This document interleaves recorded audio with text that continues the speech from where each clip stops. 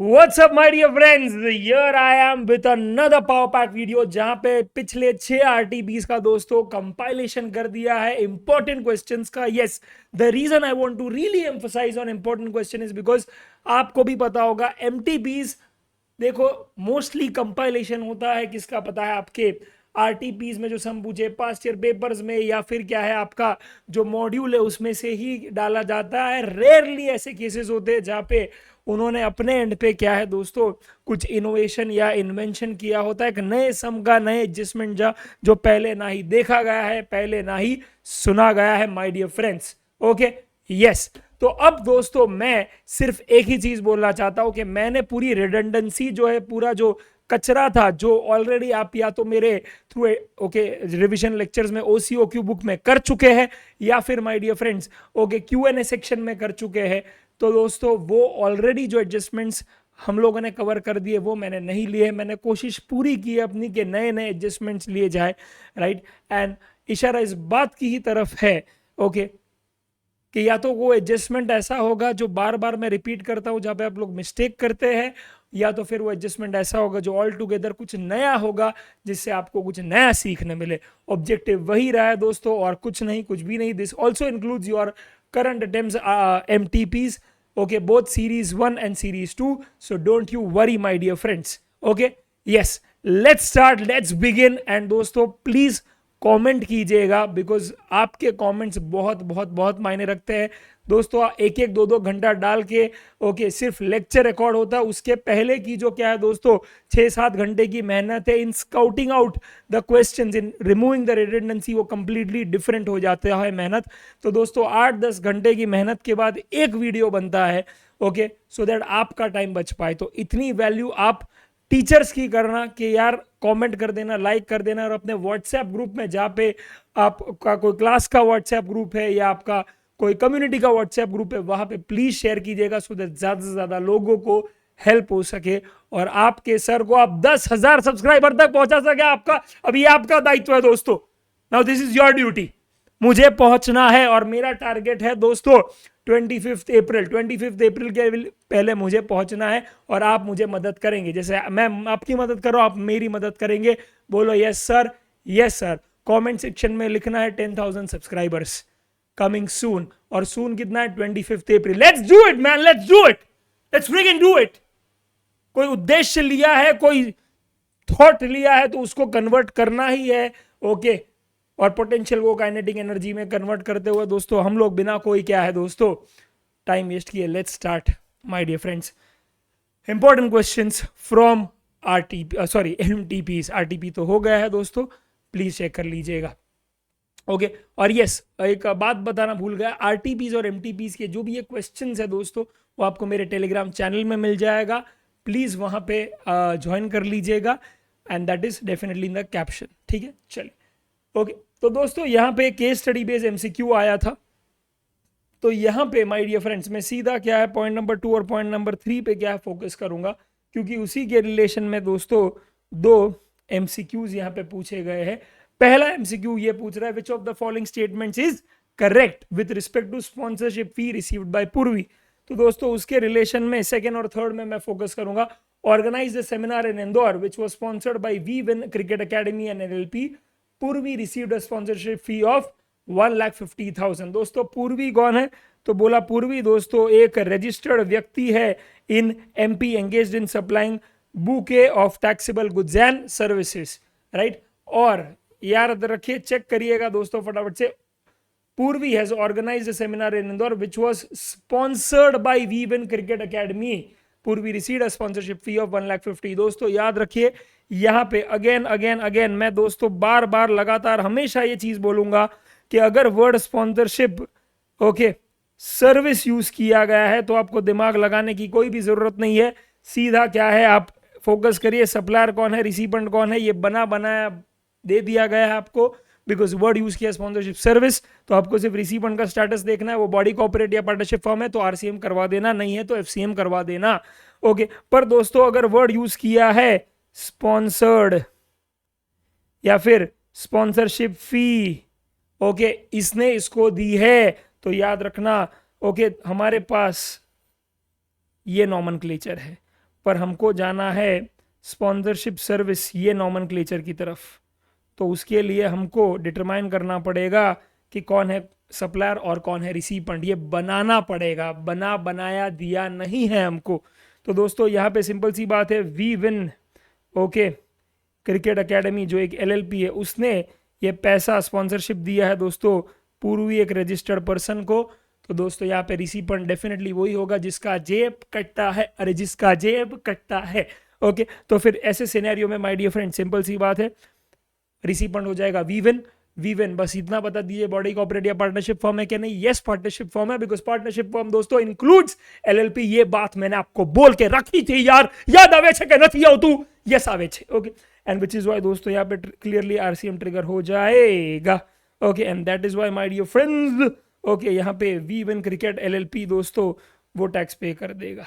Okay तो आज दोस्तों सिंपल सी बात है, यहाँ पे कहाँ पे बोला है tax on sponsorship services is payable by we win cricket academy under RCM. B वाला जो क्या है पॉइंट मैटर करेगा और वही उसका आंसर हो जाएगा। नेक्स्ट दोस्तों बोला है कि determine the nature of supply and applicable rate of tax for packages supplied by Purvi to Bindusar public school. तो दोस्तों ये थर्ड वाला पॉइंट अगर आप देखेंगे, Bindusar public school intended to distribute gift packages consisting of fountain pen है, कैलकुलेटर है, tape dispenser, ये वो फलाना ढिंकाना। ओके और ये सब उसने क्या है ओके 2000 पैकेजेस बेचे at a single price of 250। दोस्तों आपको पता है कि अगर कोई नेचुरली बंडल नहीं बट आर्टिफिशियली बंडल होता और उसमें सिंगल प्राइस, बोलो सिंगल प्राइस, बोलो सिंगल प्राइस पे दोस्तों अगर दिया जाता है तो आपको पता है माय डियर फ्रेंड्स कि ये मिक्स सप्लाई की कंडीशन सेटिस्फाई कर लेता है और इसीलिए यहाँ पे रेट लग जाएगा हाईएस्ट रेट ऑफ टैक्स। और वो ओके माय डियर फ्रेंड्स किसका है बताइए, किसका है बताइए दोस्तों? यहाँ पे दिया है ऑलरेडी 5, 12, 18 ओके और 18 किसका दिया है my dear? Fountain pen, calculator, tape dispenser का 18%। तो पूरा जो वैल्यू है दोस्तों उस पर लग जाएगा 18%। ओके तो दोस्तों ये मिक्स सप्लाई है और एप्लीकेबल रेट क्या है 18%। बी वाला आंसर अभी जैसे yes okay yes okay. Next is my dear friends फटाफट से question number 2। Medhavi Industries engaged in manufacturing of taxable goods, purchased cars for official use of employees. Amount of GST paid on purchase of cars amounted to 2,80,000. Okay. It availed outdoor catering services for marketing organized for prospective customers. Amount of GST there also paid is how much? 18,000. Compute the total amount of ITC that can be claimed by Medhavi Industries. दोस्तों मैं सिर्फ एक ही चीज बोलना चाहता हूं आपको यहाँ पे 2 परचेजेस का डेटा दिया है, ठीक है। एक है कितना दोस्तों 2,80,000 that is the amount of GST paid और दूसरा है कितना 18,000। यस और नो? Yes sir. एक चीज हमेशा याद रखना माय डियर फ्रेंड्स, यहां पे आपको अभी फिगर आउट करना है कितना एटीसी है। तो दोस्तों पहला आपको पता है कार का एटीसी नहीं मिलता, स्पेशली अगर वो अप टू 13 पैसेंजर्स है इंक्लूडिंग ड्राइवर। यहाँ पे कुछ नहीं दिया, तो जब कुछ नहीं दिया होता ऐसे ही समझा जाता है कि कार तो भैया 13 है, 13 से कम लोगों की वाली पैसेंजर कैपेसिटी में ही बनता है। Yes seating capacity to be very precise. And दूसरा तो उसका तो नहीं मिलेगा एटीसी, राइट। एंड दूसरा क्या my dear friends outdoor catering service है। अभी इसमें भी बोला है कि भाई स्टैट्यूटरी ऑब्लिगेशन ऐसा कुछ बोला है नहीं, ये तो कंपनी पॉलिसी के तहत हो गया है। तो फिर यहाँ पे भी माय डियर फ्रेंड सिंपल सी बात है, क्या नहीं मिलेगा एटीसी। तो आंसर क्या आएगा? निर। अब सर इसमें क्या नया था सर, हम सुना वो है तो बोला नहीं यार। दोस्तों ऐसा नहीं होता, यहाँ पे नया यही था कि चूज करना था नील। और जब भी क्या नील चूज करना, आपकी हाथ बेटा ऐसे ऐसे हिलते हैं, बेटा ऐसे शिवर करता हो, पूरा तन बदन हिल जाता है बेटा आपका ऐसा, राइट। तो बेटा ये ना हो और एग्जाम में आप पूरा छाती ठोक के कॉन्फिडेंस के साथ ऐसा आंसर लिखो। इसके लिए लिया गया था कि ऐसा भी पूछा जा सकता है, तो झिझकना मत। जहां पे आपको लगे कि नहीं मिल रहा है डीसी तो बिंदास बेधड़क लिख देना, ऐसे 4 बार वो क्वेश्चन को रीड मत करना, बाघा boy. Okay yes my dear friends. Okay तो ये नील है आंसर, ठीक है डन। क्वेश्चन नंबर 3 है दोस्तों, ये भी एक केस स्टडी बेस्ड एमसीक्यूज था और यहाँ पे भी my dear friends there are almost like 4 to 5 question, sorry 6 questions जिसके बारे में बात करनी थी। पूरा ही ये सॉल्व करना है, ओके क्योंकि कोई ना कोई कुछ ना कुछ चीजें क्या है छुपी हुई है जो यहाँ पे आपको बतानी पड़ेगी। ओके दोस्तों दोस्तों बात कर रहे हैं क्वेश्चन नंबर 3 की, where we are talking about right the most appropriate answers okay to each of the following questions, जहां पे बात कर रहे हैं हम लोग सारा भाई वर्सेस सारा भाई। यस दोस्तों, सारा भाई एंड सारा भाई प्लीज याद रखिएगा, एक पार्टनरशिप फर्म है, उसका स्टेटस याद रखना, और वो एक रजिस्टर्ड पर्सन है, वो याद रखना, दैट्स इट ओके। इतना इनफ है अपने लिए जानना ओके। बात करें दोस्तों सबसे पहले क्वेश्चन की, याद रखना यही अप्रोच होना चाहिए। आप स्टार्टिंग में बस इतना याद रख लो ओके कि भैया मंथ कौन सा है, एसएससी कौन सा है, and then just don't first read the comprehension, first try to read the question, right, because 99% 5 या 6 क्वेश्चन जो दिए होंगे उसमें एक क्वेश्चन तो ऐसा होगा जिसका कोई रिलेशन ही नहीं है बेटा ऊपर वाले केस स्टडी के साथ, वो अपने आप में एक स्टैंड अलोन है, और लकी रहे तो कई बार 2 भी आ जाता है ऐसा जिसका कोई रिलेशन नहीं है ओके। और इसका ये सम तो उसका क्लासिक एग्जाम्पल है, let me show you okay फटाफट से। तो इसीलिए सबसे पहला क्वेश्चन देखो, फिर क्या है, क्या पूछा है वो जज करो उसको, और फिर क्या है वो क्वेश्चन को पढ़ के दिमाग में रख के क्या है कॉम्प्रिहेंशन पढ़ो, तो आपको फटाफट से क्या है वो चीजें फटाफट से सॉल्व हो जाएगी, ठीक है। चलिए यहाँ पे आपको वैल्यू ऑफ सप्लाई ढूंढना है धनुष एंटरप्राइजेस का, assuming interest on delayed payment to be exclusive of GST. Now this is what is the most okay unique thing here, interest on delayed payment assume किया गया है to be exclusive of GST. याद रखना generally हम लोग ने interest inclusive of GST लिया है माय डियर फ्रेंड्स। अरे यस और नो, अरे यस और नो, अरे यस और नो, यस हमने हमेशा इंक्लूसिव लिया, पर यहां पे क्या है बड़ा एक्सक्लूसिव, क्या है बड़ा exclusive, are you getting it? Yes. तो ये चीज को याद रखना, मद्देनजर रखना माय डियर फ्रेंड्स, अपनी धुन में मत रहना, ठीक है। चलिए बात करते हैं दोस्तों उसकी। तो आज यहाँ पे पहला पैराग्राफ फोकस करिए। टैक्सेबल गुड सप्लाई किया गया है धनुष को 8 लाख रुपए में अप्रैल के महीने में, क्रेडिट पीरियड 1 महीना है, that is interest free period okay. 12% per annum के हिसाब से, यानी 1% पर मंथ के हिसाब से है माय डियर फ्रेंड्स ओके। ये बात पक्की है। यहाँ पे सिनेरियो क्या है, the payment is received from Dhanush enterprises after the lapse of 2 months from the date of supply my dear friends. इशारा किस बात की तरफ है, इशारा इस बात की तरफ है माय डियर फ्रेंड्स, बात की बात ये है ओके, कमाल बात ये है माय डियर फ्रेंड्स कि आज 1 ही महीने का इंटरेस्ट लगेगा, और वो होगा at the rate 1%, at the rate 1% my dear friends. और उस सिनेरियो में मैं सिर्फ इतना बात करूंगा कि भैया 8 लाख पे 1% लगता है 8,000, तो 8,000 भी दोस्तों हमको एक्सक्लूसिव ऑफ जीएसटी लेना है, उस पर जीएसटी लगाएंगे तो दोस्तों 8,000 will be the value of supply for the month of April. Is that very clear my dear friends? Yes sir okay. तो ये चीज क्या है याद रखना, दैट्स इट। नेक्स्ट सेकेंड है the time of supply of advance money of 4.5 lakhs received for supply of office chairs to Ashok mart is okay, और फिर उसका balance payment of 10,50,000 received the time of supply is okay, ये scenario.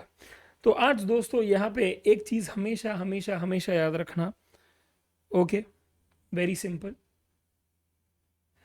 कि आज यहां पे आपको यही बात करनी है कि टाइम ऑफ सप्लाई क्या है ऑफ ओके 15,000 के हिसाब से 100 चेयर भेजी आपने, 15 लाख का दोस्तों क्या है सेल किया है ओके।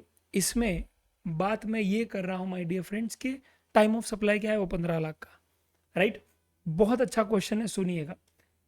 बोल दिया है कि भैया कॉन्ट्रैक्ट तो एंटर हुआ 21 अगस्त को, as you can see here, right. Contract तो अभी हुआ है माय डियर फ्रेंड्स ओके 21 अगस्त को, बट दोस्तों चेयर्स जो रिमूव हुई है वो हुई है on 5 September along with invoice. तो इनवॉइस के साथ, यानी डेट ऑफ इनवॉइस भी वही है okay, make sure that you remember this. Ashok ने क्या है 30% पे किया of the contract value on 21 अगस्त, और बैलेंस पे कर दिया ऑन 10 सितंबर। तो 21 अगस्त और 10 सितंबर दोस्तों 2 अलग अलग डेट्स है जिसपे पेमेंट हुई है ओके। यस दोस्तों 21 अगस्त क्लियरली क्या है, एक एडवांस दिख रहा है और दूसरा आफ्टर द डिलीवरी दिख रहा है, बट दोस्तों आपको पता होना चाहिए कि गुड्स के केस में माय डियर फ्रेंड्स मैं डेट ऑफ पेमेंट को देखूं ही ना, मैं तो इग्नोर करूं बेटा, मेरे एक्स की तरह। Are you getting it? Yes okay yes, और आपको भी इग्नोर ही कर देना चाहिए, किसकी तरह वो आप डिसाइड करो my dear friends. Yes okay, तो मैं सिर्फ इतना ही बोलना चाहूंगा कि ऐसे केसेस में okay time of supply okay date of invoice और date of removal whichever is earlier आएगा पूरे 15 लाख के लिए। और इसीलिए दोस्तों अगर यहाँ पे पूछने का तरीका देखो, इनका पूछने का तरीका देखो कि भैया 4.5 लाख के लिए कितना और रिमेनिंग अमाउंट के लिए कितना। इशारा समझ रहे हो, समझ रहे हो बेटा, समझ रहे हो, यस ओके। और दो दो डैश डैश दिए तो अपने दिमाग में क्या चलता है आप समझो, क्या साइकोलॉजी से खेल रहे हैं लोग। अपने दिमाग में क्या चलता है, ये अलग अलग आंसर हाउस है, हाँ अलग अलग आंसर हाउस है। अरे पर अलग अलग आंसर कहां से हाउस है, नहीं हाउस है, सेम ही हाउस है। और वो है क्या दोस्तों, जब रिमूव हुआ और जब इनवॉइस हुआ जो एक ही डेट पे हुआ, and that is what my dear friends, if you can see here 5th of सितंबर, 5th ऑफ सितंबर। तो दोस्तों यहां पे ऐसा कुछ होना चाहिए कि भैया यहां पे भी 5 सितंबर, यहां पे भी सितंबर। तो आज ऐसा कोई ऑप्शन है, ऐसा ऑप्शन है दोस्तों डी। देखो ये साइकोलॉजी के साथ खेलना हुआ, कॉन्फिडेंस के साथ खेलना हो, आप हड़बड़ा जाएंगे कि हाईलॉट राइट ऐसा। और वरना कुछ ऐसा कुछ अलग नहीं था यहाँ पे, ठीक है। Next, determine the value of outward supplies made by Sarabhai and Sarabhai which is payable as per RCM. दोस्तों आपको गुड्स का नहीं सिर्फ सर्विसेज का ही क्या है आरसीएम का लिस्ट याद रखना है।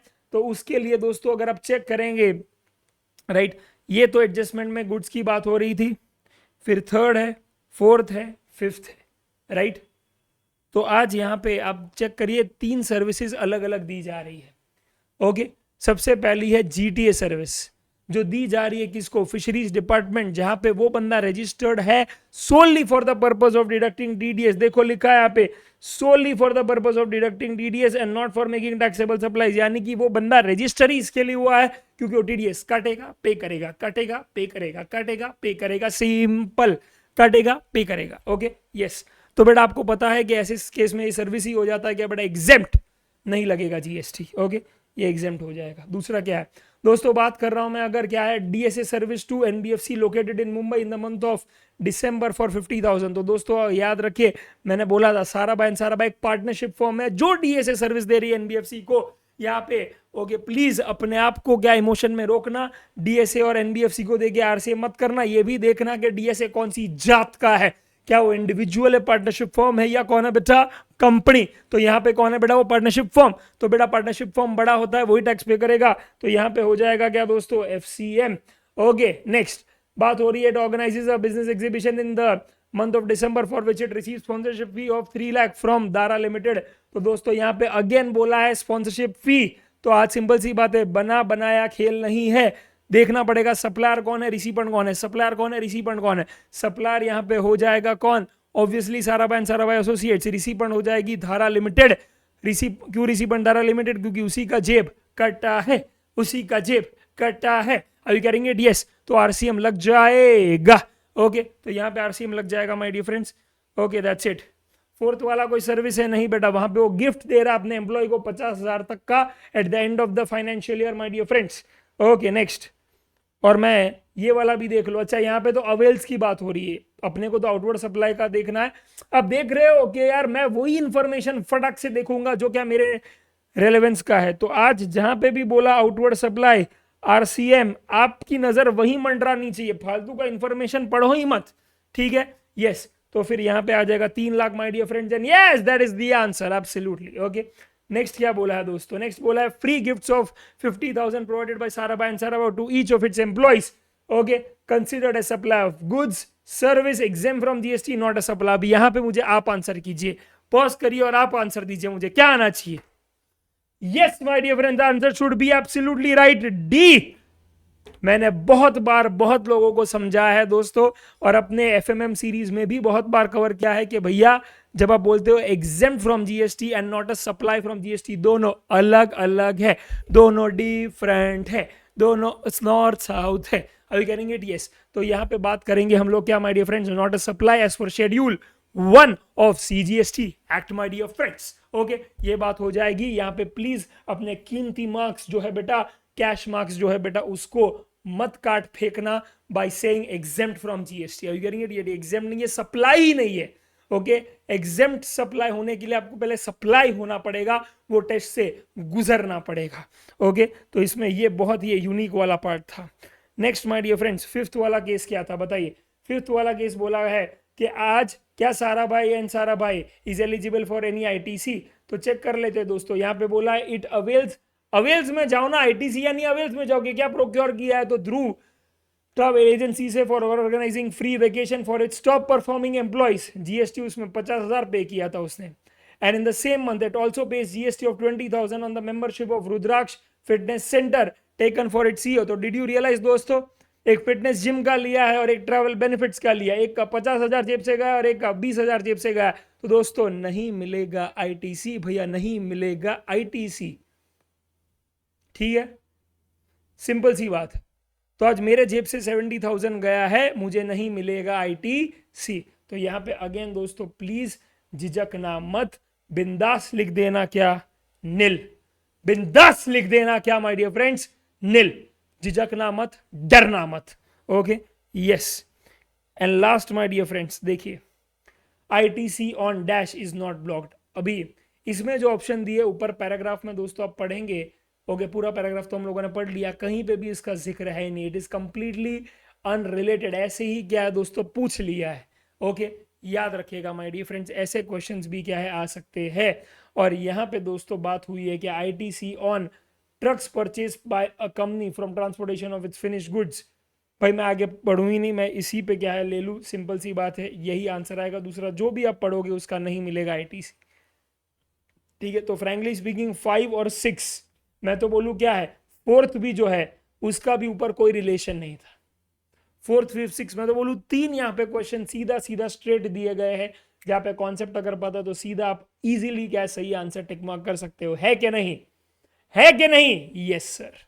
ओके, तो थोड़ा ट्रिकी तरीके से, स्मार्ट तरीके से दोस्तों क्या ये चीजों को अप्रोच कीजिए, ऐसे ही बाघा बॉय की तरह क्या है सीधा शुरू मत हो जाइए my dear friends. Let's start with question number 4। दोस्तों जब बात करते हैं हम लोग क्वेश्चन नंबर 5 की, मेजर्स हरसिमरन एंड को a registered supplier under GST, तो यहाँ पे माय डियर फ्रेंड्स याद रखना वो कर्नाटका के अंदर रजिस्टर्ड है। सबसे पहला क्वेश्चन यहाँ पे क्वेश्चन नंबर 1 देखेंगे, जहाँ पे स्पेसिफिकली बोला गया ही needs to furnish a statement containing details of stock of input और input held in semi finish goods and finish goods on withdrawal of composition scheme. तो ये बंदा ऐसा था जिसका कॉम्पोजिशन स्कीम उसने ऑप्ट किया था और वो विड्रॉ हो गया था, क्यों, because he is clearly crossed 1.5 crore on the 9th May ऑफ the current financial year my dear friends. तो यहाँ पे आपको पता है दोस्तों, ये स्पेसिफिकली मैंने कॉम्पोजिशन स्कीम में कवर भी करवाया है, राइट, कि 30 दिन के अंदर, ओके, जब भी या तो विड्रॉ होता है या तो आपको कॉम्पो स्कीम डिनाई होता है, उसके विद इन 30 डेज आपको स्टॉक की और कैपिटल गुड्स की डिटेल्स दे देनी पड़ेगी, so that you can take the ITC under 18(1)(c). तो 30 डेज है, तो 9th May था दोस्तों, 31 डेज होते हैं मई में, उसमें 9 चला गया, बचा कितना माय डियर फ्रेंड्स, करेक्ट 22। अपने को और 8 दिन चाहिए, तो 8 जून आ जाएगा answer. Let's see, yes absolutely right, 8 जून है दोस्तों आंसर। ये 30 डेज वाला पॉइंट प्लीज याद रखना माय डियर फ्रेंड्स, ये काफी लोग भूल जाते हैं, उनको पता ही नहीं होता। Make sure that you are very well aware, because ये टाइम लिमिट इंपॉर्टेंट है, ऑलरेडी पूछी गई है एमटीपी में और केस स्टडी बेस्ड सिनेरियोज में भी, so make sure you are aware of it. Next दोस्तों, नेक्स्ट मैं ओके 1.3 पे सीधा जाना चाहूंगा, ओके, जहां पे आपको एलिजिबल आईटीसी के बारे में पूछा है। दोस्तों यहाँ पे प्लीज याद रखिएगा, ओके, आईटीसी की बात आती है तो आईटीसी का ही पैराग्राफ आप पढ़िए, जहां पे क्लियरली लिखा है कि भैया he had paid GST for the various items my dear friends during the month of August. तो उसने जीएसटी पेड किया किस पे दोस्तों, इनपुट सर्विसेज पे, intended for personal purpose, clearly इस पे तो नहीं मिलेगा। नेक्स्ट वाला देखिए, ये बहुत बहुत बहुत इंपॉर्टेंट है और इस पे मैंने आज ही दोस्तों एफएमएम डाला था, अगर आपने क्या है दोस्तों पढ़ा होगा तो आई होप ओके आपको पता चल गया होगा इशारा किस बात की तरफ है। ओके, तो सिंपल सी बात है my dear friends, GST paid on purchase of motor vehicle for business use, और ये मोटर व्हीकल एक 2 व्हीलर है दोस्तों, जिसका इंजन कैपेसिटी इज 25 सीसी। दोस्तों मैंने बात की थी कि आज मोटर व्हीकल में 3 चीजें एक्सक्लूडेड होती है, पहला ट्रेन, दूसरा स्पेशल पर्पस व्हीकल जो आप फैक्ट्री के अंदर यूज करते हैं, और तीसरा 2 व्हीलर और 3 व्हीलर, 2 व्हीलर और 3 wheeler up to 25 CC, up to 25 CC ये एक मोटर व्हीकल नहीं है, तो ये 17(5) में नहीं आएगा, इसलिए इसका आईटीसी ब्लॉक नहीं होगा। बिजनेस यूज है तो सिंपल सी बात है आईटीसी मिल जाएगा। Is that very clear my dear friends? Yes sir. Okay, तो दोस्तों सिंपल सी बात है, ओके, इसका आईटीसी मिल जाएगा 9,000 का। GST paid on purchase of computer पर दोस्तों क्लियरली उसने ओके डेप्रीसिएशन क्लेम किया है ऑन द जीएसटी पोर्शन, तो ओके 16.3 इसको भी क्या है रिस्ट्रिक्ट कर देगा। Okay next my dear friends, data दिया है यहाँ पे कि मई के महीने में ही दोस्तों okay Harsimran and co had reversed ITC of 10,000 for not making payment to vendors within the time prescribed under CGST act. This pending payment was cleared in the month of August. Okay, out of the purchases made and ITC availed during earlier months, the following information is made available as September. Okay, as on September. तो दोस्तों वो अलग data हो जाएगा। आप ये ensure करिए कि यहाँ पे सिंपल सी बात है, आपको अगस्त महीने का पूछा है तो आपको अगस्त महीने का ही क्या है ध्यान रखना पड़ेगा। ओके, तो सिंपल सी बात है, यहाँ पे ये वाला डेटा पे फोकस करिए। ओके, और ये वाले डेटा पे फोकस करिए। तो यहाँ पे हम लोगों ने दोस्तों 9,000 तो आईटीसी ले लिया है, ये ड्यूरिंग द मे बोला है, क्या देख लीजिए मई में ओके आपने रिवर्स किया था जो आईटीसी, उसका अपने पेंडिंग पेमेंट अगस्त में क्लियर किया। और दोस्तों हमको ये पता है कि आज वैसे तो 16.2 की कंडीशंस तो इंपॉर्टेंट है ही, 16.2 A double A B B A C D, पर साथ साथ में 180 डे के अंदर आपको क्या है 180 day from the date of issue of invoice आपको क्या है एज अ रिसीवेंट सप्लायर को दोस्तों कंसिडरेशन और टैक्स दोनों का पेमेंट करना पड़ेगा। यस यस, बट दोस्तों याद रखिएगा माय डियर फ्रेंड्स, उसने ये भी बोला है कि 180 डेज के अंदर नहीं किया तो रिवर्स कर दो, और अगर वापस अगर आपने पेमेंट कर दिया लेट्स से 180 डेज के बाद, तो वो जो रिवर्स किया था आईटीसी उसको रीअवेल भी कर दो। तो यहाँ पे 10,000 दोस्तों मैं रीअवेल करूंगा। ये क्वेश्चन दोस्तों मैंने अपने आईटीसी के ओसीओक्यू में लिया था और ये यहीं से लिया था, तो अपने आईटीसी का भी ओसीक्यू अगर कर दिया है दोस्तों, आप समझ रहे हो कि एमटीपी के भी क्वेश्चन वहां पे ऑलरेडी कवर्ड है। Are you carrying it? Yes my dear friends, ये पावर है अपने ओसीओक्यू का कि बढ़िया से बढ़िया उमदा क्वेश्चन भी वहां पे कवर्ड है दोस्तों, जो आपके एमटीपी में क्या है एज एडजस्टमेंट पूछा था। Okay perfect my dear friends, तो ये चीज हो गई यहाँ पे। तो क्लियरली दोस्तों 10,000 का मिल जाएगा, 9,000 का मिल जाएगा, यानी 19,000 का आपको मिल जाएगा ITC my dear friends. Okay next बोला है compute the ITC to be reversed in the month of सितंबर। दोस्तों ये भी क्या है आईटीसी के ओसीओक्यू में ऑलरेडी कर दिया है हम लोगों ने। अगर आपने नहीं किया तो जाइए और फटाफट से क्या है बुक करिए अपना ओसीओक्यू बुक, बिकॉज ये बुक से दोस्तों मैं लास्ट दिन भी पढ़ाऊंगा। यस दोस्तों इसके अंदर okay X Y G A B C P Q R ये 3 सप्लायर नेम है, उनको पेमेंट ड्यू का स्टेटस दिया है 165 199 199। दोस्तों 180 days is the time limit within which अगर पेमेंट हो गया तो ठीक है, नहीं हुआ तो आप रिवर्स कर सकते हैं। तो अगर दोस्तों 165 में ड्यू है तो अभी भी 15 दिन बाकी है, वो कर सकता है। तो अभी हम लोग इसके रिलेशन में कुछ भी एक्शन नहीं लेंगे। दूसरा 199 दोस्तों बहुत देर हो चुकी है, इसका हम लोग रिवर्सल कर देंगे। 99 यहाँ पे भी कुछ नहीं करेंगे, पूरा उसको मौका देंगे 180 डेज तक का, कभी भी शायद पेमेंट कर दे, यू नेवर नो। तो आज एबीसी सप्लायर का यानी 15,000 का दोस्तों हम लोग सितंबर मंथ में डेफिनेटली आईटीसी रिवर्स करेंगे ना यार। यस कर देंगे। ओके तो कर देंगे my dear friends, absolutely yes. Okay दूसरा सब टाइम पास था दोस्तों, इसीलिए हम लोग सीधा भी क्वेश्चन नंबर 6 पे जंप करेंगे, जिससे क्या है दोस्तों हम जो रेलेवेंट चीजें हैं वो ही कर दे। दोस्तों क्वेश्चन नंबर 6 की बात करें तो यहाँ पे बहुत बड़ी चीज दोस्तों ये देखने जैसी है कि यहाँ पे जो असिसी है मिस्टर लाला, ओके वो बंदा कहाँ का है, तेलंगाना का है। और याद रखिए दोस्तों वो अनरजिस्टर्ड बंदा है, यानी कि ओके ये हाईलाइटिंग पॉइंट है कि एक अनरजिस्टर्ड ओके इंडिविजुअल है माय डियर फ्रेंड्स। क्या है ये अनरजिस्टर्ड इंडिविजुअल? कौन बेटा? इंडिविजुअल। ओके यस दोस्तों याद रखना, अब बेटा याद रखना, राइट। इसमें मेरे लिए ये बहुत बड़ा रेड फ्लैग होता है अनरजिस्टर्ड इंडिविजुअल, ओके स्पेशली जब वो क्या गुज्जर सर्विस दे रहा होता है, ठीक है परफेक्ट। क्यों? क्योंकि मुझे पता नहीं for some reason unregistered individual बोला तो यार सीधा क्या है जीटीए सर्विस ही याद आता है। मुझे नहीं पता आपको क्या याद आता है, ठीक है चलो कोई बात नहीं, लेट्स सी किसमें कितना है दम, तारारम पम पम। सबसे पहला question number 1, in respect of the services availed bye mister Lala which of the following statement is correct. Okay देखो दोस्तों यहाँ पे भी ये क्लासिक एग्जांपल है जहाँ पे आपको केस स्टडी से कोई फर्क नहीं पड़ना चाहिए। देखिए क्या लिखा है, godown construction service availed from brother in law free of cost is considered as deemed supply. दोस्तों आपको पता है कि भैया आज जो भी फैमिली का डेफिनेशन मैंने आपको बताया उसमें आएगा पेरेंट्स, आएंगे आपके बच्चे यानी कि चिल्ड्रन, ओके सॉरी, सबसे पहले आएंगे क्या, अपनी स्पाउस, फिर आएंगे चिल्ड्रन, ये साइड।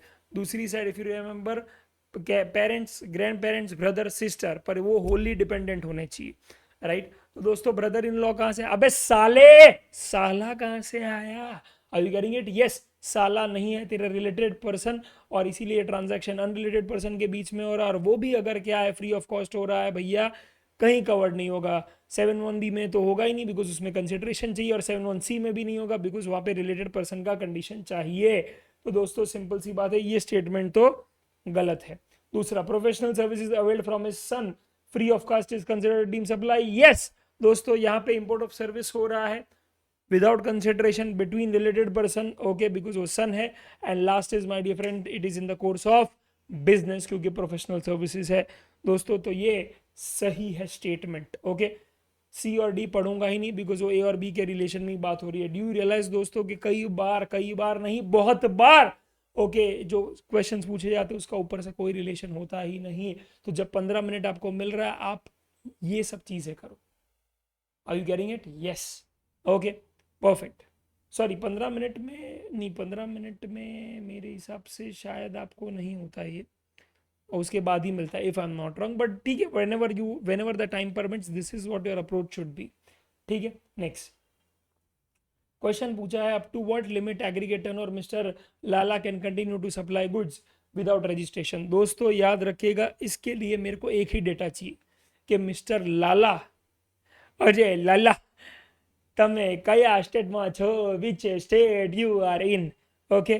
तो बेटा वो तेलंगाना में है, और तेलंगाना को 40 लाख का लिमिट याद है आपको, एप्लीकेबल नहीं होता। क्यों, क्योंकि मैंने आपको बोला था all north eastern state except Assam plus OTP का यूटीपी, ओटीपी का यूटीपी, उत्तराखंड, तेलंगाना, पुदुचेरी, अरे Puducherry, are you getting it, yes my dear friends. और वही कॉन्सेप्ट को मद्देनजर रखते हुए, ओके, उसको 20 लाख की लिमिट एप्लीकेबल होगा। अगेन दोस्तों आप देखा कि हार्डली इसका कोई रेलेवेंस था क्वेश्चन से, आपको बस एक इन्फॉर्मेशन चाहिए था कि कौन से स्टेट में है, okay. And last is what is the tax liability for the freight charges.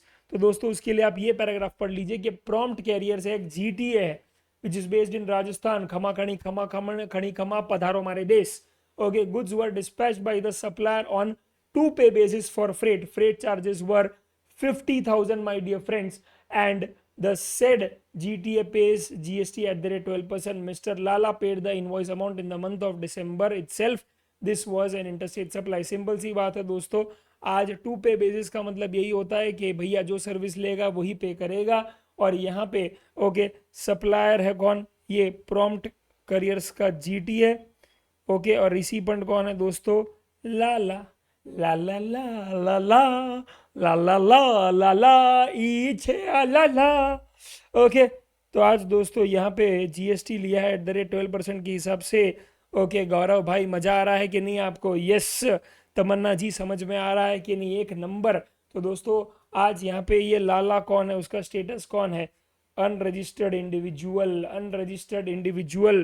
तो दोस्तों ऐसे सिनेरियो में प्लीज याद रखिए, प्लीज याद रखिए कि जीएसटी एट द रेट 12% अगर हो रहा है, रिसिपेंट अनरजिस्टर्ड इंडिविजुअल है, तो दोस्तों 5% हो या 12%, ये है एक exam supply, exam supply, exam supply, ठीक है, यस, ओके,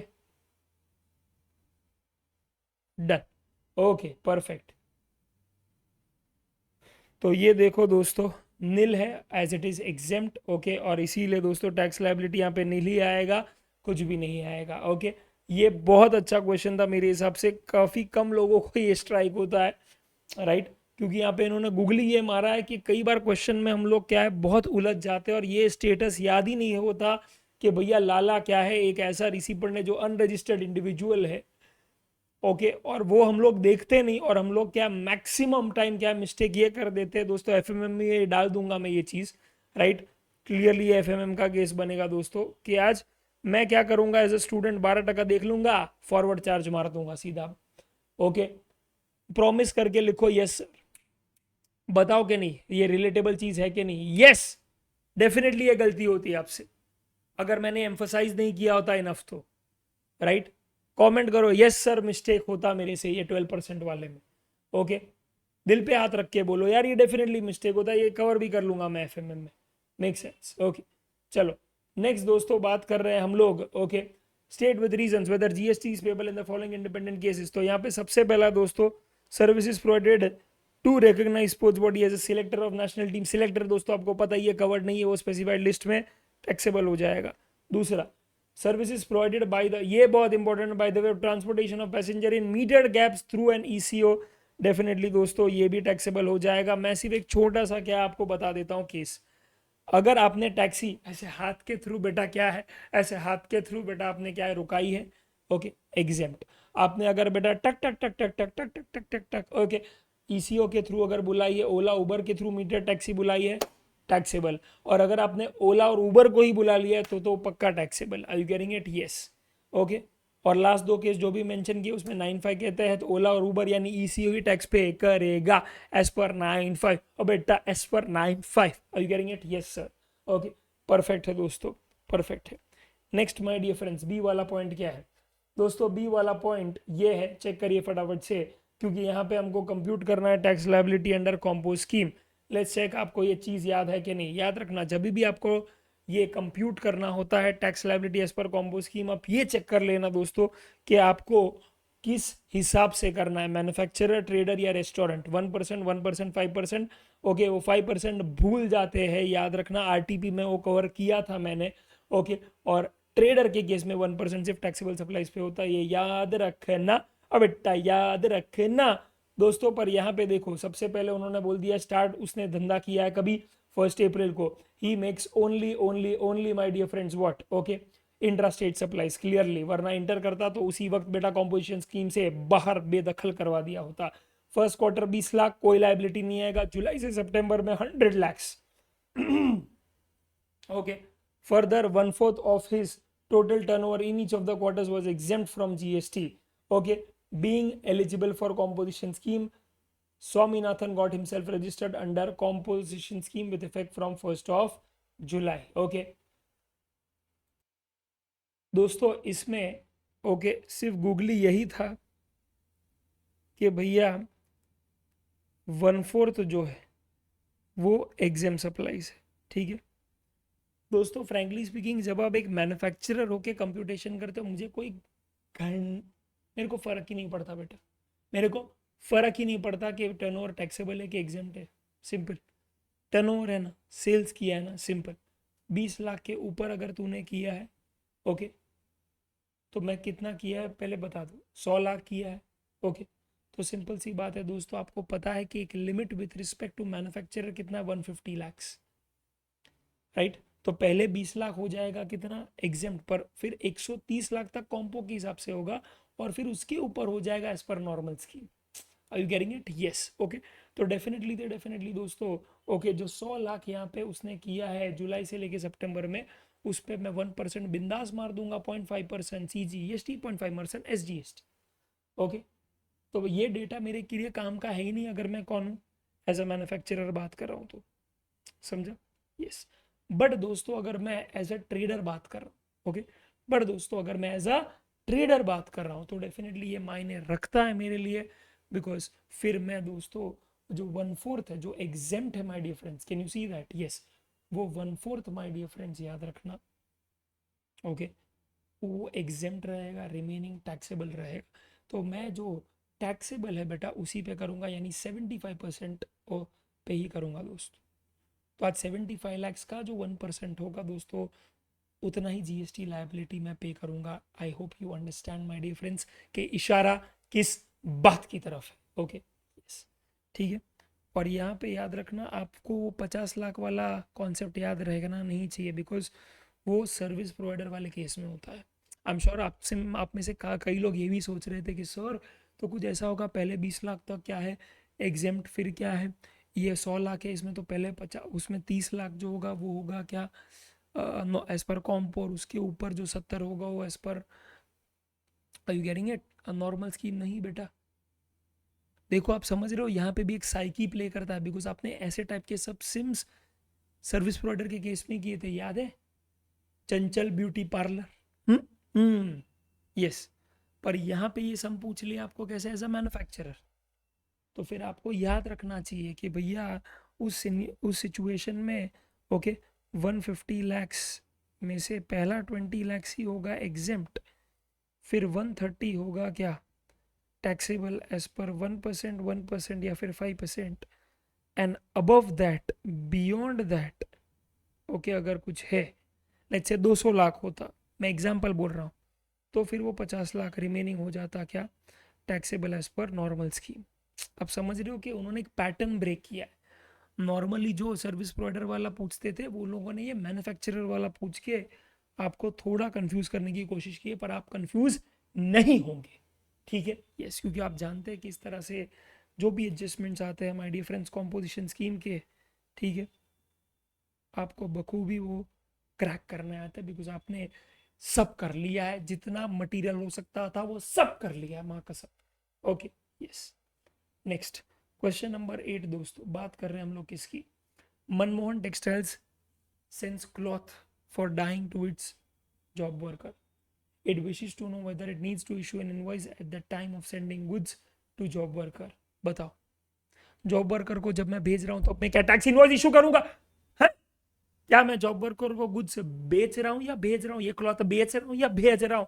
अरे भेज रहा हूं रे सब्जी, भेज रहा हूं। उस पे वो क्या है स्टिचिंग करेगा और फिर वो मुझे क्या है वापस भेजेगा ही। ओके, क्लॉथ से जो डाई करके मुझे भेजेगा, तो डाइड क्लॉथ वो मुझे भेजेगा ही, वो बेचेगा नहीं मुझे। तो मैं भी भेज रहा हूँ, वो भी भेज रहा है, समझा, गुड्स, पर वो मुझे सर्विस के बाद बेच रहा, तो इट्स प्रोवाइडिंग मी सर्विस, तो डिलीवरी चलानी इशू होगा, टैक्स इनवॉइस इशू नहीं होगा माय डियर फ्रेंड्स। याद रखना, डिलीवरी चलान के वक्त जो भी डिटेल्स है वो यहाँ पे लिख दी गई है, एक बार इसको पढ़ लेना अच्छे से, तो अगर पूछा तो आप क्या इजीली इसको लिख सकते हो।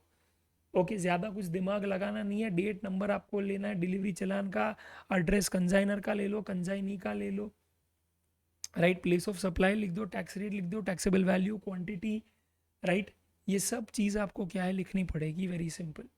Next question number 9, elaborate the provisions relating to annual return content in section 54।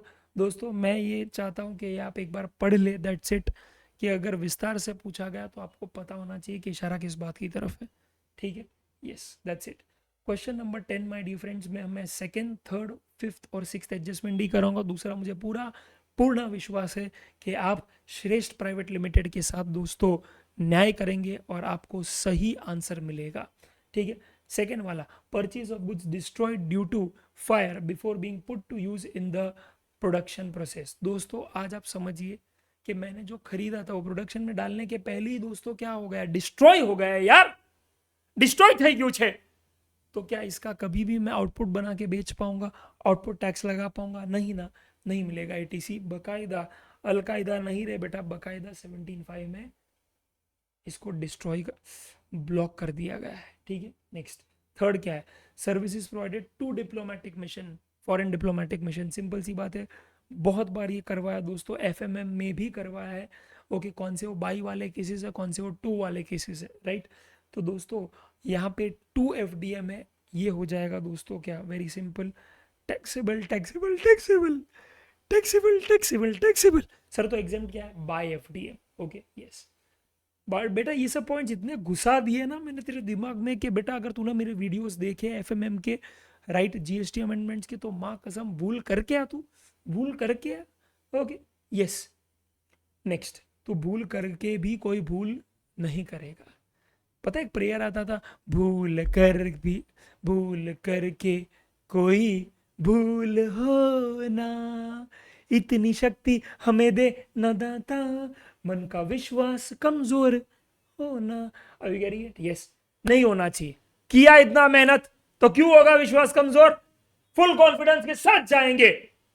बोलो भारत माता की जय, वंदे मातरम, इनकलाब जिंदाबाद, साइमन गो बैक।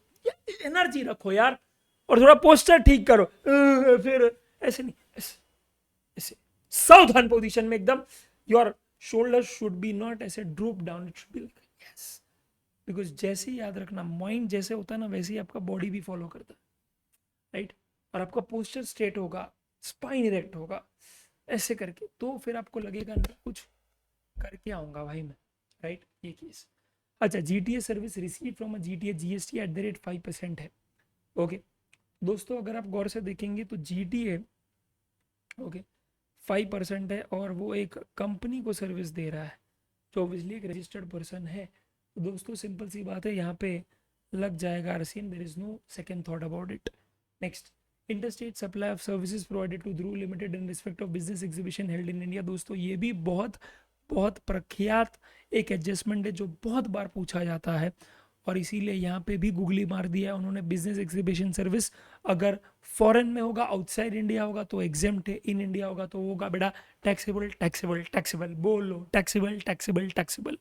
तो ये दिल्ली के बदले अगर होता दोस्तों डेनमार्क तो एग्जेम्प्ट, दिल्ली तो taxable because service consumed in India taxable, outside India exempt. ये याद रखना और बेटा याद रखना। ओके, ये लॉजिकल बिल्ली भी समझा रहा हूँ और आपको फैक्चुअली भी बता रहा हूँ, ठीक है। ओके, ये हो जाएगा टैक्सेबल, ये चीज़ याद रखिएगा, ठीक है। Perfect, that's it. बस दूसरे दोस्तों एडजस्टमेंट्स इतने अच्छे हैं कि आप आराम से इसको डील कर सकते हो, इसीलिए मैं सीधा जा रहा हूँ अगले पड़ाव पे माय डियर फ्रेंड्स। यस,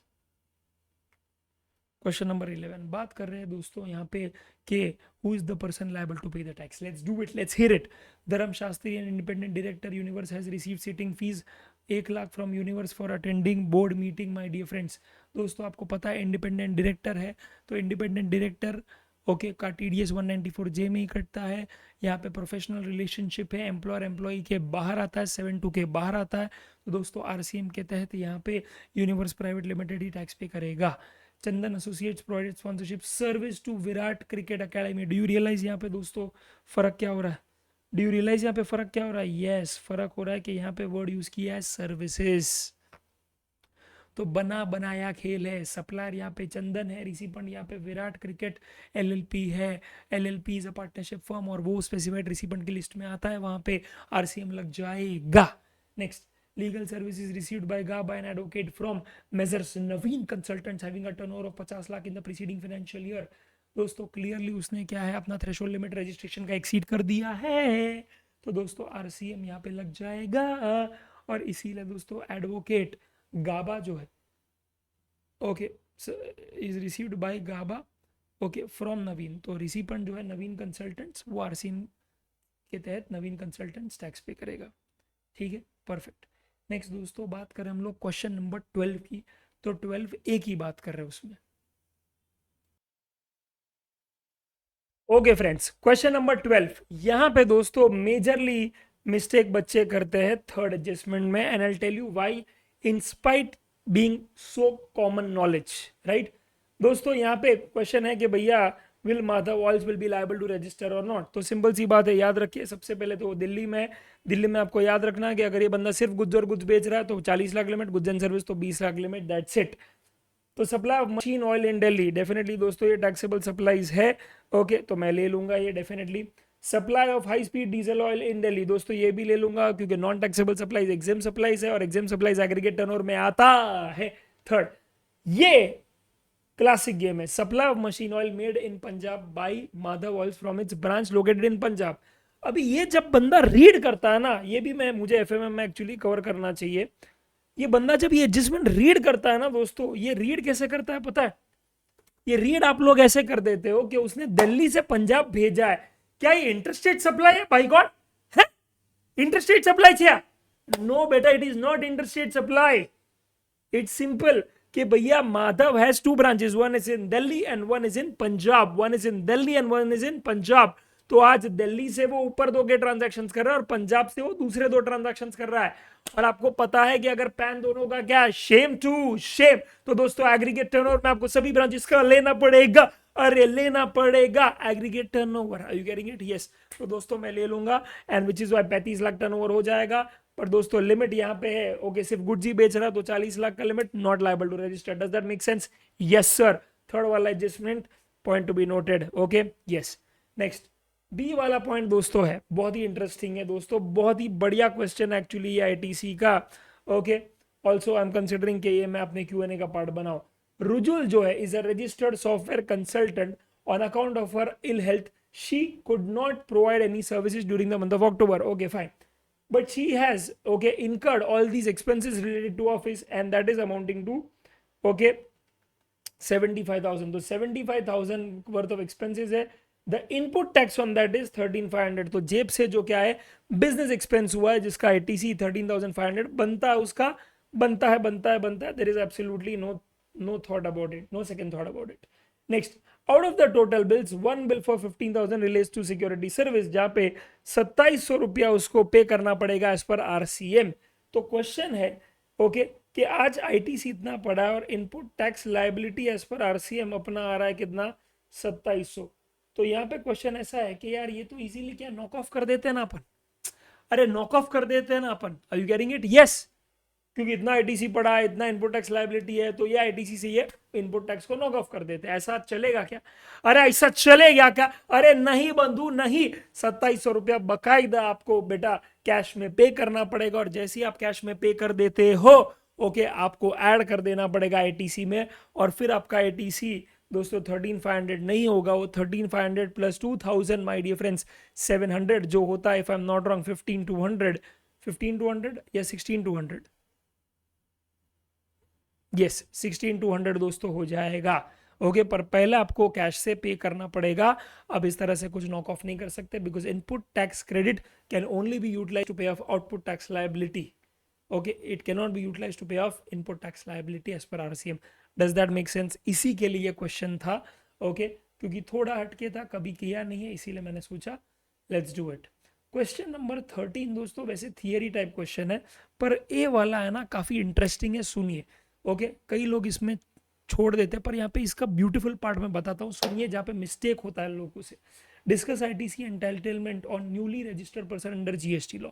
अब newly registered person under GST law में अपने को क्या था, 18(1)(a) का लायबल टू रजिस्टर वाला केस बोल लेते हैं अपन, है जहाँ पे अपने को पता है कि 18(1)(a) में लायबल टू रजिस्टर है, तो उसके एक दिन पहले लायबल होने के एग्जैक्टली क्या है, एक दिन पहले आपको स्टॉक का ITC मिल जाएगा, कैपिटल गुड्स का नहीं मिलेगा। Correct? Yes correct, but that's not the entire answer. ये आप मिस्टेक करते हो दोस्तों, ये भी मैं FMM में एब्सोल्युटली ले सकता हूं और लूंगा भी।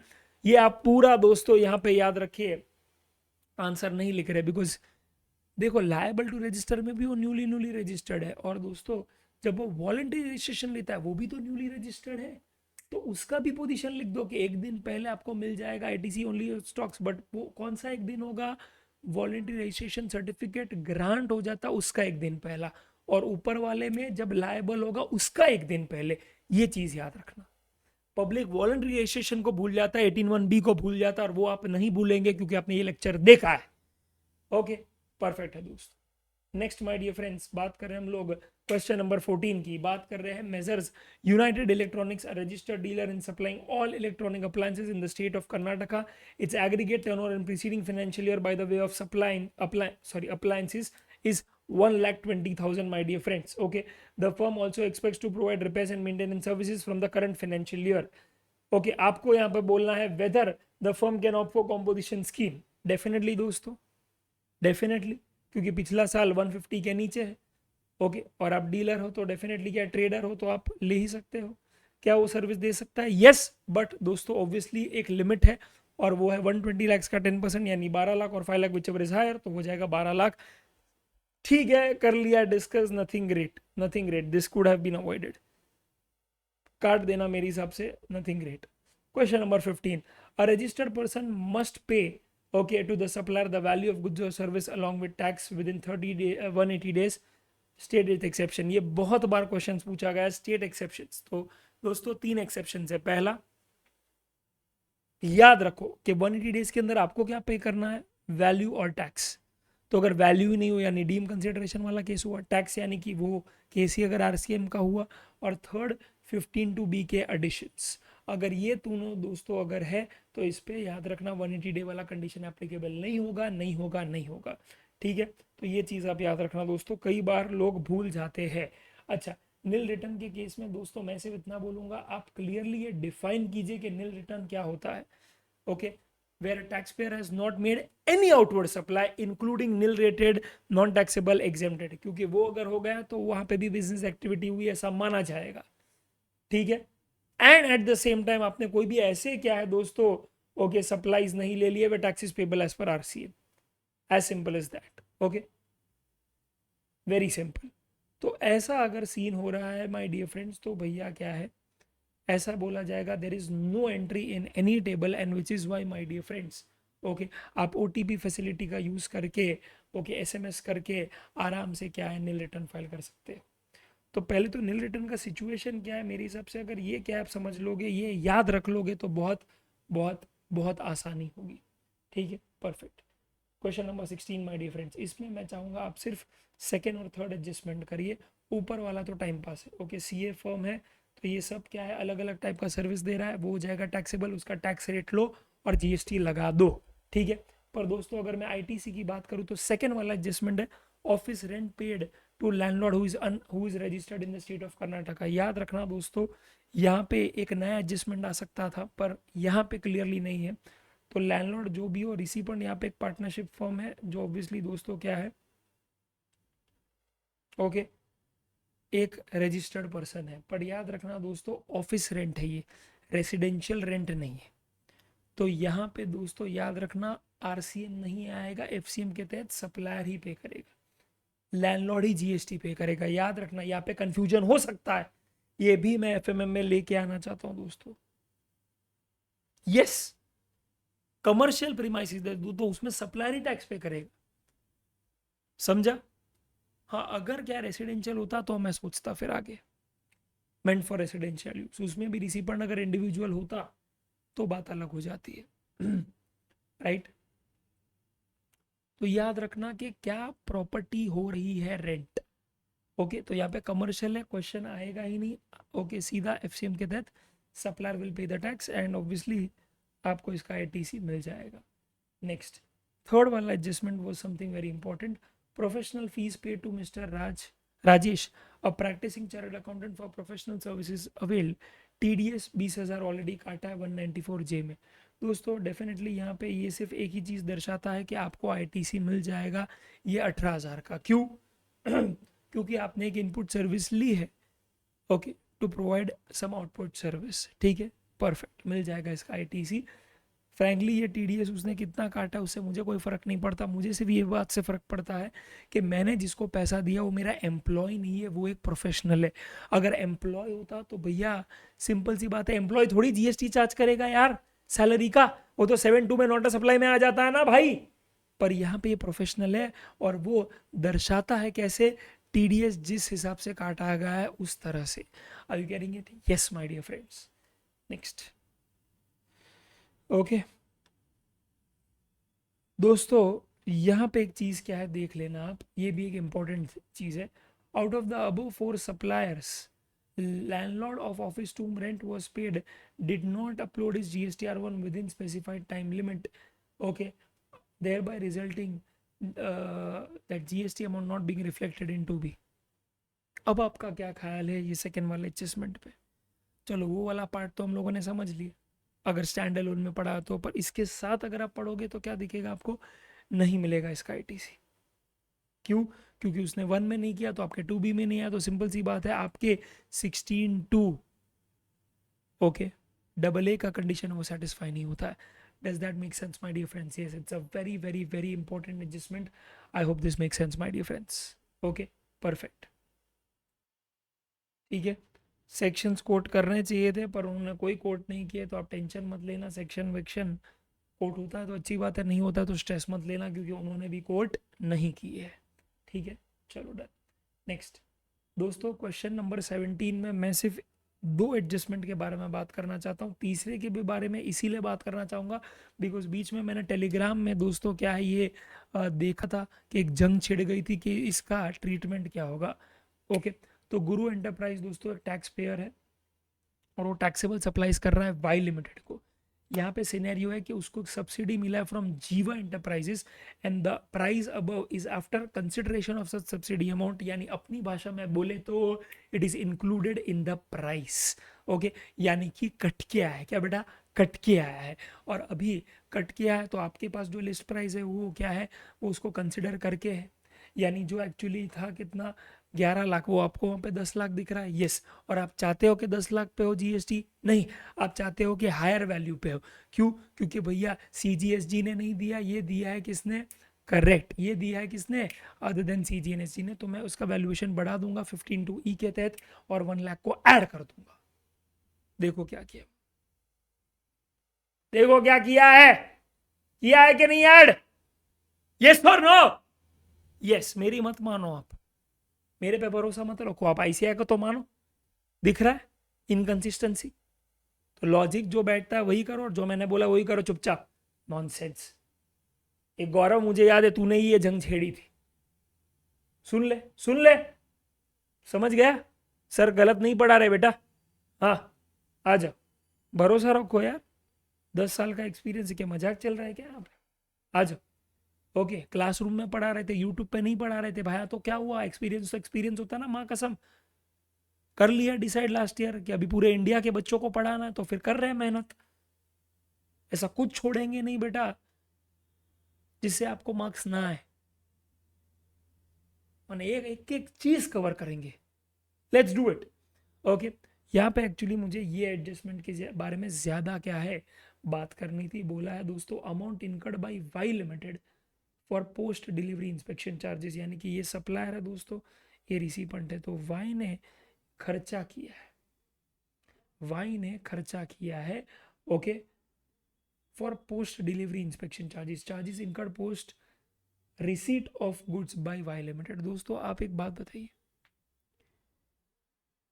15(2)(c अगर आपको याद होगा, एंसेलरी या इंसिडेंटल एक्सपेंसेस, उसमें स्पेसिफिकली बोला है कि अगर आपने कोई भी खर्चे इनकर किए हैं on or before the delivery of goods, on or before the delivery of goods, तो ही वो इंक्लूडेबल होगा in the value of supply.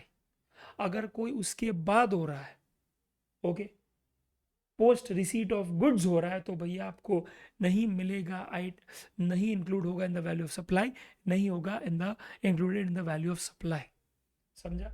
और इसीलिए आप यहाँ पे उसे इंक्लूड नहीं करेंगे। ये ब्यूटी एडजस्टमेंट था दोस्तों। मैं चाहूँगा पर्सनली कि अगर आपने मेरी OCO की बुक खरीदी है जिसमें मैंने ब्यूटीफुल क्या एडजस्टमेंट सब एक से एक लिख के रखे हैं, इसमें यही एडजस्टमेंट का स्क्रीनशॉट हूबहू बस ऐड करवा देना ऐड, सो दैट आपको ये चीज़ याद रहे, समझा? बस इतना ही चाहता था, बस ये एक रह गया था, पर यहाँ पे कवर कर दिया है। प्लीज़ ऐड करवा दीजिएगा, ये विनती है मेरी। और अपने व्हाट्सएप ग्रुप्स और टेलीग्राम ग्रुप्स पे भी अपने दोस्तों के लिए एक रेफरेंस कर देना, सो दैट उनको भी हेल्प हो जाए। ठीक है, परफेक्ट, डन। नेक्स्ट दोस्तों, मैंने बात की है क्वेश्चन नंबर 18 की। यहाँ पे भी दोस्तों फ्रेंकली स्पीकिंग बी एंटरप्राइजेस की बात हो रही है। इन the month of January, Karnataka में वो बेस्ड है। सब चीज़ के लिए मैं क्या है नहीं बोलूँगा दोस्तों, मैं सिर्फ और सिर्फ ओके फोर्थ एडजस्टमेंट के लिए बात करूँगा, बिकॉज पहला 3 तो क्या आउटवर्ड सप्लाई है, वो तो आपको एग्रीगेट टर्नओवर में इंक्लूड करना ही होता है दोस्तों, इसमें कोई दिमाग लगाने वाली बात नहीं है। बट लास्ट वाला एडजस्टमेंट क्या है, वो बोलता है value of interstate outward supply of exempted goods from its other place of business in the state of Manipur. तो दोस्तों एक कर्नाटका में एक मणिपुर ब्रांच है आपका, यहाँ पे भी याद रखो, पहले तो इंटरस्टेट सप्लाई नहीं है यार, ये इंट्रा है। इंट्रा कैसे है, मणिपुर में ही, मणिपुर ब्रांच नहीं, मणिपुर के अंदर बेच दिया है, मणिपुर ब्रांच नहीं, मणिपुर के अंदर बेच दिया है। Are you getting it? Yes, तो वो इंट्रा स्टेट सप्लाई हो गया। तो सिंपल सी बात है यहाँ पे माय डियर फ्रेंड्स, ओके, क्या आप 5 लाख लेंगे कि नहीं? पहले तो आप 5 लाख लेंगे, बिकॉज ये आपका सेम पैन वाला सी है। पर दूसरा, जब आप ये सबको ऐड करेंगे, 7 लाख, 6 लाख, 1 लाख, 5 लाख, राइट, क्योंकि ये भी आउटवर्ड सप्लाई, इनवर्ड सप्लाई नहीं, outward supply as per RCM, तो आउटवर्ड सप्लाई है, और एग्रीगेट टर्नओवर यानी कि क्या, सेल्स, तो आप इसे इंक्लूड करेंगे ही करेंगे। तो दोस्तों 13, 14, 19 लाख जो आ रहा है माय डियर फ्रेंड्स, आपको अभी बताना है कि एग्रीगेट टर्नओवर तो 19 लाख है, पर ये लायबल टू रजिस्टर है कि नहीं, ये बताइए दोस्तों। नहीं है, क्यों? क्योंकि कर्नाटका वाले का दोस्तों 20 लाख लिमिट एप्लीकेबल है। क्यों? क्योंकि गुड्स भी बेच रहा है और सर्विस भी दे रहा है साथ साथ में, तो 40 से 20 पे आ गया, यस। और मणिपुर का 10 है, पर मणिपुर का 10 मैं नहीं लूंगा, मैं उसे रिड्यूस नहीं करूंगा, मैं विच एवर इज लोअर नहीं करूंगा दोस्तों, बिकॉज मणिपुर में वो सिर्फ और सिर्फ बेच रही है क्या, एग्जेम्प्टेड गुड्स या नॉन टैक्सेबल गुड्स, तो फिर उसका मैं लिमिट कम नहीं करूंगा, समझा? अवेयरनेस समझा कितना होना चाहिए आप में, जितना ज़रूरी है राइट एग्रीगेट टर्नओवर लाना, उतना ही ज़रूरी है कि भैया राइट थ्रेशोल्ड लिमिट भी पकड़ना। यहाँ पे पक्का तो मिस्टेक करता है, इसीलिए मैंने ये ट्रांजैक्शन को पकड़ा, दैट्स इट, और कुछ इसमें नहीं था, ठीक है। और इसमें उत्तीर्ण हो गए हो तो that means you are very good at registration, lovely, 1 number उसका मतलब मैंने पढ़ा है आपको, ओके, तालियां हो जाए, गुड, ठीक। नेक्स्ट क्वेश्चन नंबर 19 दोस्तों, ये मैंने एग्जेम्पशंस के क्या है OCOQ में डाला था, जहाँ पे ब्यूटीफुली उन्होंने क्या है artist related exemption my dear friends cover करवाया था, if you remember it very well, yes, okay. तो दोस्तों सिंपल सी बात है, पहले केस में वो एज अ फिल्म एक्टर कर रहे हैं, आर्टिस्ट नहीं कर रहे हैं, टैक्सेबल। दूसरे केस में कर्नाटिक म्यूजिक है पर ब्रांड एम्बेसडर है, अगेन टैक्सेबल। तीसरे केस में दोस्तों क्लासिकल सिंगर है पर कंसिडरेशन एक्सीड हो रहा है मोर देन 1.5 लाख, इसीलिए टैक्सेबल। लास्ट वाला हो जाता है एग्जेम्प्ट, क्योंकि वो क्लासिकल डांसर है, कथक है क्लासिकल, और okay as a artist perform करे और कंसिडरेशन भी है only up to 150 lakh, that is 145, इसीलिए वो हो जाएगा exempt exempt exempt, okay perfect. Next क्या है दोस्तों, ये भी क्या है, मैंने इसका तो FMM ही बना दिया था, ओके। जहाँ पे एक ही चीज़ मुझे यहाँ पे खटकती थी, वो थी ये कि भैया आज जब लोन एक्सटेंड किया जाता है वहाँ पे अपना बैंक का समता है, यहाँ पे पैसा सेवर बैंक है, तो दोस्तों लोन एग्जिम्ट नहीं होता, एग्जिम्ट मत लिखना, गलत मिल जाएगा, एक मार्क कट जाएगा आपका, लिखना not a supply, because it's neither supply of goods not supply of service, okay. दूसरा आपको पता ही दोस्तों, इंटरेस्ट के अलावा जो भी चार्ज होता है वो हो जाता है ओके टैक्सेबल, इंटरेस्ट होगा एग्जेम्प्ट, पर क्रेडिट कार्ड वाले इंटरेस्ट वाले को बोलेंगे आप taxable taxable taxable, done, okay. 21 दोस्तों क्या है, let's see that. Okay my dear friends, question number 21, Namo and company, ये एक थोड़ा हटके क्वेश्चन है दोस्तों, पर ये मेरे Q&A में मैंने कवर्ड किया है, OCOQ में कवर्ड किया है, टेंशन मत लीजिए, अगर वो आपने कर दिया है तो ऑलरेडी ये आप कर चुके हो। MTB का क्वेश्चन है, स्पेसिफिकली यहाँ से वहाँ पे उठा के डाला है दोस्तों, okay. Value of supply charge in invoice 1,50,000 against actual value of 1,30,000। दोस्तों सिंपल सी बात है, आपको ये बताना है कि डेबिट नोट इशू होगा या क्रेडिट नोट, वेरी सिंपल। तो आपने अगर इनवॉइस में अगर क्या कम चार्ज किया, जितना करना चाहिए था उससे कम किया, तो आपको रिसिपेंट से पैसा और लेना है, तो भैया आज वो डेटर बन जाता है और इसीलिए मैं इशू करूंगा डेबिट नोट। पर दोस्तों अगर मैंने ज्यादा चार्ज किया, यानी कि अगर लेट्स से चार्ज करना चाहिए था 1 लाख पर मैंने 1,20 चार्ज कर दिया है, तो मुझे वो 20,000 अभी उससे as a receiver as a supplier recipient को देना पड़ेगा। तो देना किसको पड़ता है, क्रेडिटर को, और इसीलिए मैं इशू करूंगा क्रेडिट नोट, ओके। तो आज सप्लायर यहाँ पे दोस्तों ओके 1,50,000 क्या है चार्ज कर दिया था इनवॉइस में, जबकि एक्चुअल वैल्यू थी 1,30,000, डेबिट नोट 20,000 का इशू करेगा। सेकेंड, टैक्स इनवॉइस यहाँ पे था 42,000 का, एक्चुअल लाइबिलिटी यहाँ पे 78 था, तो दोस्तों इसने कम चार्ज किया है, तो यहाँ पे वो इशू कर देगा डेबिट नोट। और तीसरा दोस्तों, वैल्यू उसने चार्ज किया था 3,50,000 का, जबकि एक्चुअल वैल्यू था 4.5 लाख का। दोस्तों सिंपल सी बात है, अगेन दोस्तों उसने 1 लाख कम चार्ज किया है, जितना चार्ज करना चाहिए था उससे कम चार्ज किया, तो यहाँ पे भी इशू करेगा और डेबिट नोट, ओके परफेक्ट। हमेशा याद रखना, डेबिट नोट हो या क्रेडिट नोट हो, हमेशा आप सप्लायर के एंगल से ही देखेंगे, रजिस्टर्ड सप्लायर ही ये दोनों काम करेगा, रिसीपन कुछ नहीं करेगा, सप्लायर के कॉन्टेक्ट से ही देखना है कि रिसीपन आपका डेटर बनता है या आपका क्रेडिटर बनता है, ओके। और मैक्सिमम टाइम लिमिट क्या है दोस्तों क्रेडिट नोट इशू करने का, सॉरी क्रेडिट नोट को डिक्लेयर करने का in the GST portal my dear friends, very simple, अगले साल का दोस्तों क्या है बताइए, बताइए माय डियर फ्रेंड्स, क्योंकि इसमें तब्दीली आई है, बोलो बोलो बोलो बोलो बोलो।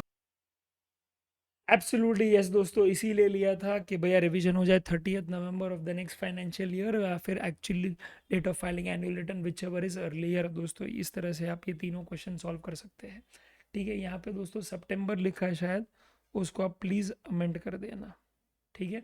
30th November of the next financial year in which supply was made, or okay actual date of furnishing annual return whichever is earlier, okay yes. Next is question number 22, what is the tax implication of supply of capital goods by registered person who has taken ITC on such capital goods। दोस्तों यहाँ पे basically बात हो रही है किसकी, second hand capital goods की, यानी आपने खरीदा है वो मशीनरी और फिर ओके उसके टाइम, उसका जो जितना पीरियड था उसके पहले ही बेच दिया है। 18/6 की बात हो रही है, मैंने खरीदा मशीनरी और 5 साल के लिए लेने वाला था, 5 साल के लिए यूज़ करने वाला था, पर 1 साल में ही बेच खाया। तो आपको पता है दोस्तों ITC -5% पर क्वार्टर और पार्ट देयर ऑफ का रिवर्सल करना है, कंपेयर आपको transaction value multiply by okay, उस रेट के साथ जो रेट पे आपने उसे बेचा है, ठीक है।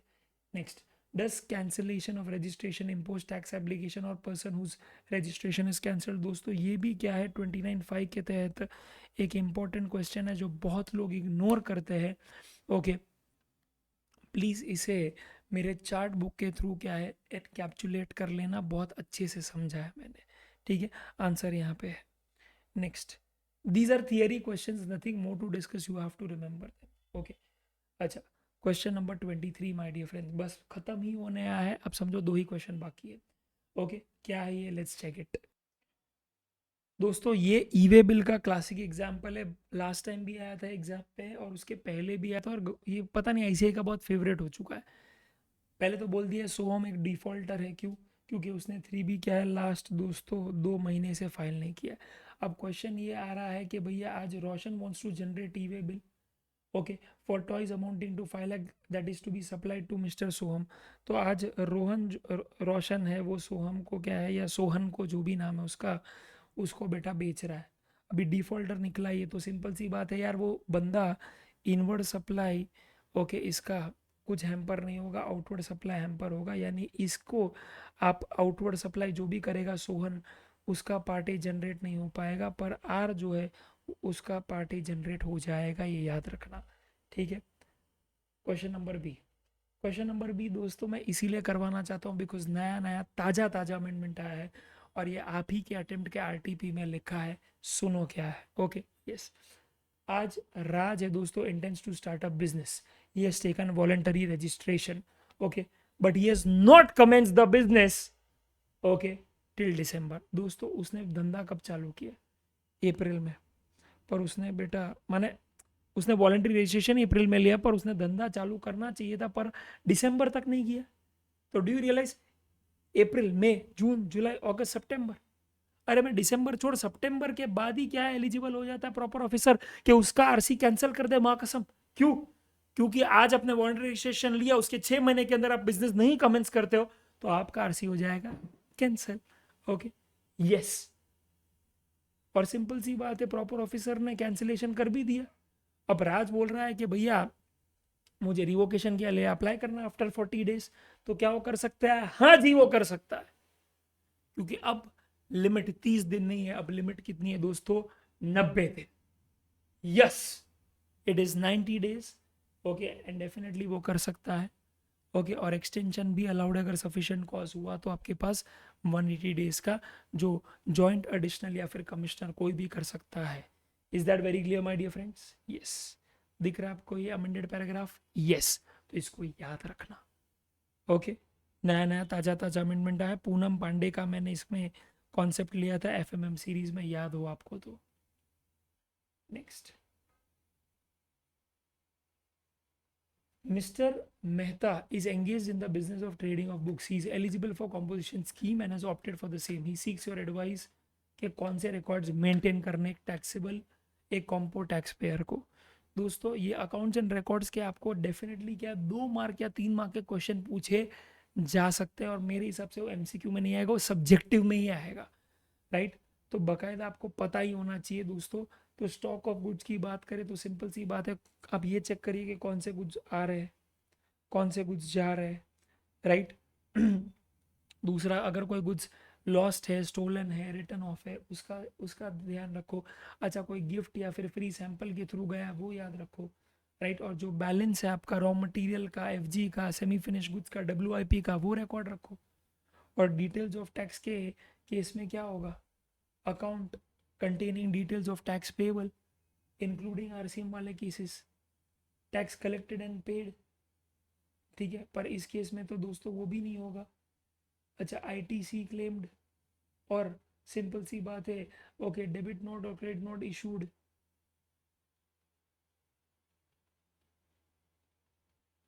याद रखना माय डियर फ्रेंड्स।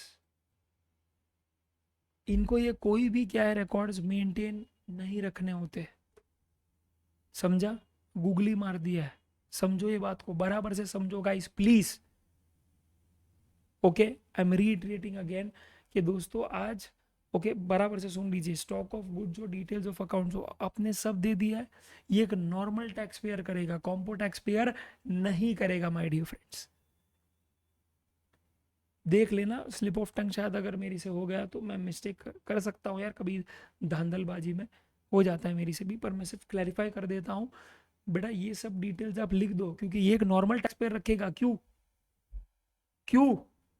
क्योंकि दोस्तों उसको क्या है, उसका आईटीसी मिलेगा या नहीं मिलेगा, उसको कैलकुलेट करना है कि उस पर वो आउटपुट टैक्स चार्ज करेगा या नहीं करेगा, क्योंकि उसके लिए वो सब क्या है मायने रखता है, पर अपने लिए मायने नहीं रखता है भाई, अपन कॉम्पो टैक्स वाले।